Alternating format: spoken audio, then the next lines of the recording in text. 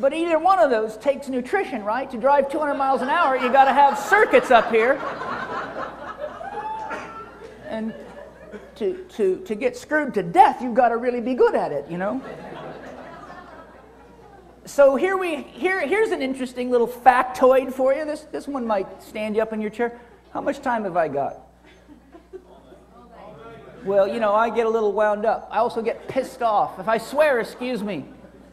I get pissed off. I can't believe the kind of shit that's going on. I mean, we have so many scientists and so many doctors that know this shit. We're swimming in them. Our universities are swimming in them. The drug manufacturers, they know all this stuff. This is because this makes people healthy, and healthy people don't buy drugs and they don't buy crap supplements, right? I'm here to tell you, don't chase your damn tail. Eat good food and put your money where it belongs. It belongs supporting farmers. Do you know that the #1 rate of suicide today is among small farmers? Because the large conglomerates are selling you potatoes and carrots so damn cheap they can't even begin to compete with you. They can't pay their mortgages. And the large farming conglomerates, of which there's 5 that produce 90% of the food in the world, and by the way, as an ex-paratrooper, let me tell you, get nervous when 5 companies control 90% of your food supply. You don't need to be a genius to figure that one out, okay? When the Romans used to capture other countries, the first thing they did is they sent the soldiers out, and guess what they made the soldiers do? Salt the fields. Salt the fields. What did commercial farmers do? Salt the fields with NPK fertilizer. Why did the Romans want to salt the fields? So the farmers couldn't grow food. They had to come to the Romans, the government, to get the food and to get the seeds and to know when. They wanted to control farming, because if you control farming, you control food. You control food, you control people. And you guys are about to be massively controlled. 5 companies produce 90% of your food. That should make you very nervous. Okay, and this should make you even more nervous. The average American farming family depletes 7,000 of acres of land every 100 years. We're literally running out of farmland, and consider that by the year 2030 there will be 10 billion people on this planet. That's scary stuff.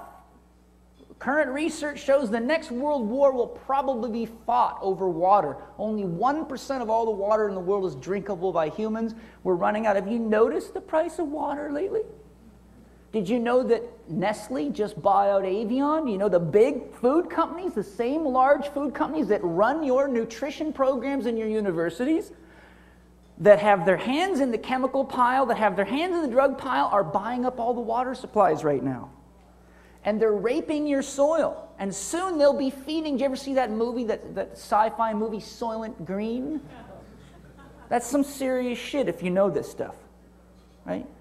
Put your money where it belongs, in the hands of small organic farmers. We've got to rebuild our soils or we're dead.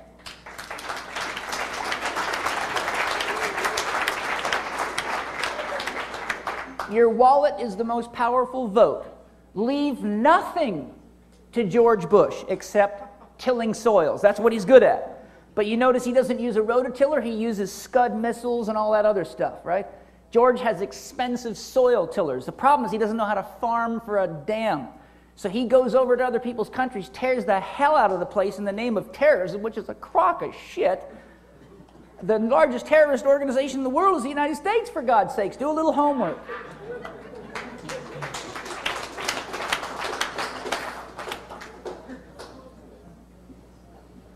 I mean, I can talk about power cleans if you want, but...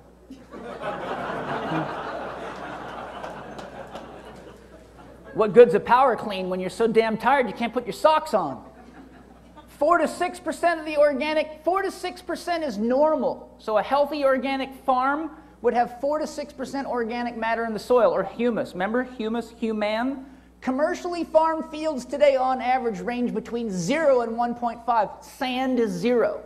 So when you plant plants in soil that's down to 0 to 1.5%, remember, why do beggars eat out of garbage cans? Because they have to. So when you eat that stuff, you're eating plants that have sucked all the toxins and garbage out of the soil because they have no choice if they're going to survive. And we're ruining the soils. I took this picture. This is a very interesting picture. When you drive into El Centro, California, from out of the desert between Arizona and California, as you come into the farmlands, look, this is what you see. The desert is butted right up against the farmlands. And as we ruin more and more farmland, the desert gets bigger and bigger. Do a little homework. Any of you ever studied the geography of deserts? What's happening with deserts all over the world right now? Are they growing or shrinking? They're growing like crazy. You know what that means? We got farmers, and we got the greenhouse effect, and we got growing deserts, and we got 5 companies that own 90% of your food, and we got a bunch of synthetic vitamins that don't do a damn thing for you. As a matter of fact, research shows that they often make you sterile, tired, and they're processed by your liver just like a drug.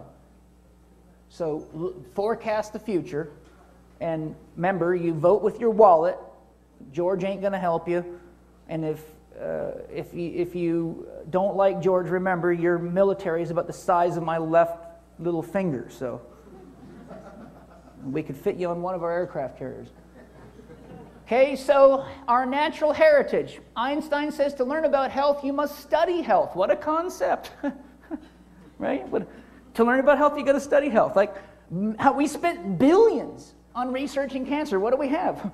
Sicker, more and more drugs, a bunch of dying people. 50% of people spend their life savings in the last 5 days of their life in the hospital.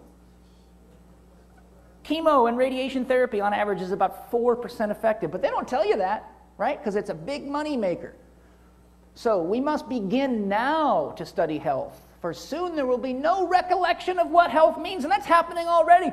My wife and I are constantly amazed as we travel around the world. If you go to London, England right now, in the summertime actually, you will see kids, and Sydney, Australia, you will see kids that are so fat, and they're walking around in 2-piece bathing suits, and I swear to God, these people must have never seen a shiny piece of glass, because it is scary, okay?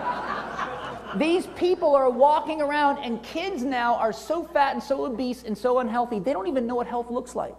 These kids, they just don't even know that they're fat. They don't even know that that's not what Adam and Eve were supposed to look like, right? That's what we're getting to. People don't even know what health is. I've had oodles of patients that came back to me when they went and saw a doctor for their back pain, their neck pain, or whatever, and the doctor says, "What'd you expect? You're 35, you're getting old."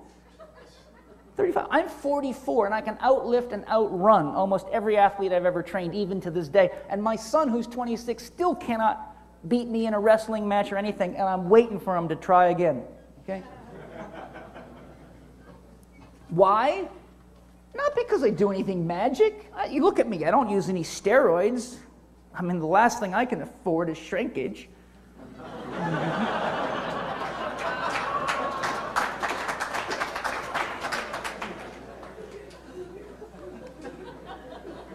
So we have to answer the $1.5 trillion question. It might interest you to know that's what the United States spends every year on medical expenses alone. The United States medical system is the largest taxpayer of all American businesses.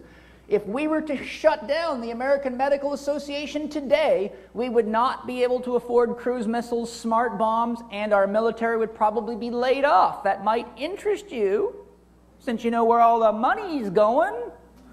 Hey, why do you think it costs Bill $900 a cigar, and the seat that I saw a report one time, the toilet seat in the jet that the president's flying, just the toilet seat was $900. They had to replace the toilets, cost them $900, right? Well, give me a break. Okay, so $1.5 trillion question. How did we survive 2.8 million years of evolution without doctors, therapists, nutritionists, medical drugs, and have far better health than we do now? Now, a lot of people say, oh, that's not true. We used to die early. Hey, guess what? That's a bunch of BS.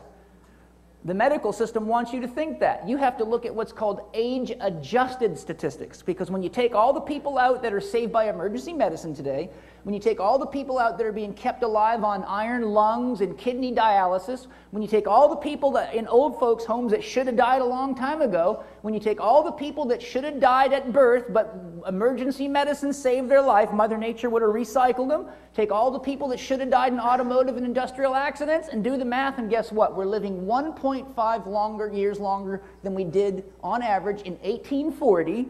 And all of that is attributed to sanitation improvements, every bit of it. So we're not doing better at all. We're going backwards, but they don't want to tell you the truth because it's too expensive for you to do that.